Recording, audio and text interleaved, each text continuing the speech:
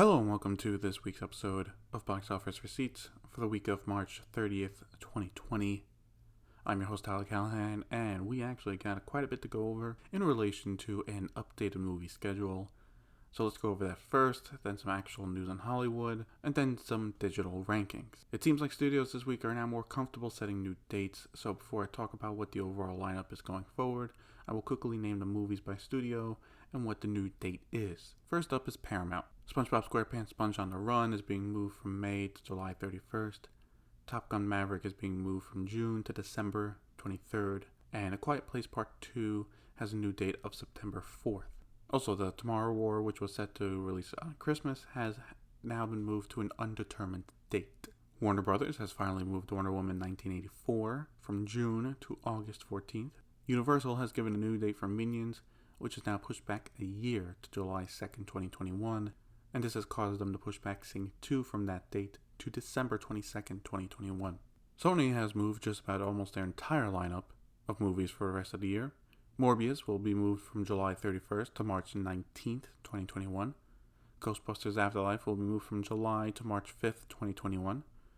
Peter Rabbit 2 gets another delay from August to January 15th. And the Tom Hanks movie Greyhound leaves its spot in June to an unknown date. With all of these movies, Uncharted will get another delay to now of October of next year, and as of right now, Venom 2 will not be moved. Okay, now for Disney, who has changed just about every single date for their movies. Let's get to those. Mulan now has a date of July 24th. With this, Jungle Cruise gets bumped to July of next year. Black Widow takes Eternal's spot and will now open November 6th. This causes all the Marvel movies to move back one. So, Eternals will now come out February 12th, 2021. Shang-Chi takes the summer spot of May 7th. Doctor Strange 2 will now come out next fall on November 5th. This makes Thor Love and Thunder a 2022 movie. With it now at February 18th, 2022, Black Panther 2 is still set for May 6th, and now Captain Marvel 2 will open July 8th, 2022. Other movies moved is Free Guy, which loses its 4th of July opening, and now moves to December 11th. The Wes Anderson movie The French Dispatch goes from July to October 16th, and Indiana Jones moves another whole year, now opening July 22nd, 2022. As of now, West Side Story and The Last Duel will still open in December. The other movies that were pulled in April, like The Last Mutants and Antlers, do not have new release dates. Finally, Artemis Fowl will not come to theaters, and will instead be coming straight to Disney Plus sometime in the future, leaving its late May release date. Alright, so that is all of the new release dates. Let's go over all this. It seems right now the studios have an understanding or a hope that theaters open sometime in June, July, and then by middle to the end of July it is in full swing. Now, I have seen people say that Mulan opening in July is too early. I don't think so. For one, this pandemic has only been happening around the world for 3 months, and 1 month in America. Should this happen so fast, we cannot predict what will happen in another 4 months, let alone 1 or 2. So I think it is reasonable to think by July, especially the end of July, we have our shit together, people are going out as they try to enjoy themselves before a possible second wave comes in the fall, and with that, possibly another lockdown. Also, I like seeing these dates because even if they move again, at least there is a sense of normalcy in seeing something better than delayed indefinitely. Like, at least I can kind of hope these movies are coming out these dates. However, I fully realize things will change, and I expect some of these dates to change. For 2021, I expect movies that were supposed to come out will be pushed back thanks to the production delays, and also the fact that it is now too crowded. Let's look at July next year and the first week of August. Week after week, we will now get Minions 2, Space Jam 2, Spider-Man 3, Mission Impossible 7, Jungle Cruise, and The Suicide Squad, all within 5 weeks. That is jam-packed, and if I had to guess, Mission Impossible 7 will be the one to move, as production did halt in Europe, and who knows when that will be back up and running. Suicide Squad 2 finished filming and is in post-production, so that will probably be released on time. Also, Space Jam 2, can see that being pushed back, but we can talk about the 2021 slate in a few weeks, after studios announce new dates for those thanks to the pandemic. Let's talk about Disney Plus.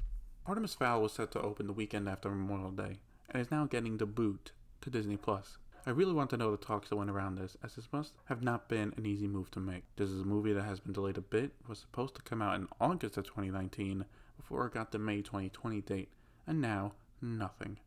Now, I don't care that they did it. is a smart move as the movie was going to bomb almost guaranteed. From the two trailers, it seems this is a common scenario where the movie does not care for the mythos of the book and an understanding of the characters. So you have a popular book series from over 10 years ago, and the fans are not happy, and from watching the trailer myself and not having read the books, it did not look great. Also, I should not have to remind you about Disney and releasing movies around Memorial Day.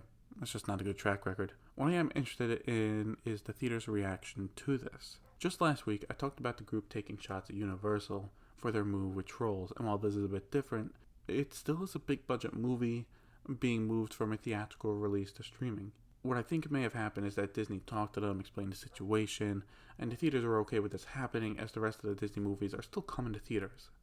Again, it's not like the theaters were going to see a $200 million domestic gross from this. I also think part of this understanding is why there's no date for Artemis Fowl coming to streaming. The movie should be done so that they could have just said, hey, for Memorial Day weekend, watch our new movie. It's out on Disney+. But I think Disney agreed to keep it off the service until theaters are back up and running. Just an idea I had, but I think the calm theater owners, they will keep the movie back until Mulan and other movies are playing and then drop it. Because look, they already delayed it almost an entire year. What's another month or two? I also want to quickly mention how it's weird Disney did all these changes and Soul did not move and is still set for June. I think they want Soul to be ready to go as soon as theaters open and will only push it back at the last minute. Which is a bit weird since they already got burned by the pandemic with Onward, but theaters will need something to show when they reopen, so I guess Soul will be one of those movies. Also, since most of the studios move their films with new dates, I do expect Warner Brothers to do so at some point, especially Godzilla vs. Kong. It sucks, but that has to be moved back again. Initially, November was pretty empty, but now it's going up against Black Widow and James Bond. That'll be too much for it to handle, especially after the weak reception to King of the Monsters, so look out for a pushback at that at some point. Looking over at the other news, Hobbs & Shaw 2 is in development with Dwayne "The Rock" Johnson confirming it is happening, but that they're still working on what direction to take it. This is not a surprise. It was a big movie for Universal last year. Not as big as the latest Fast and Furious movies, but still big, and the movie really tested the sequel hard, so it makes sense to continue it.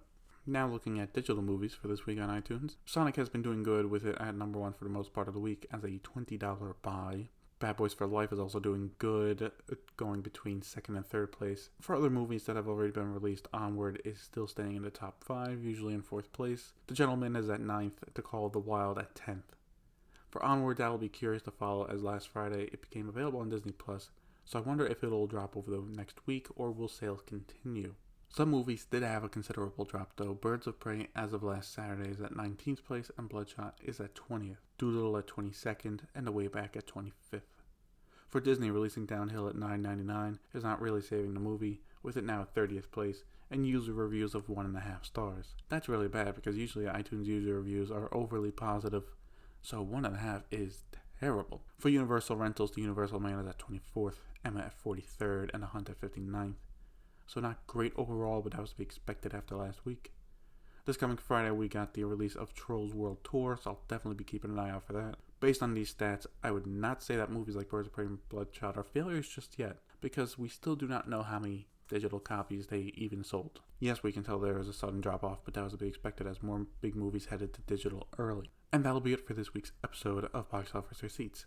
It seems even though the world has stopped, there's still some news to talk about. Thank you for listening, and see you next week.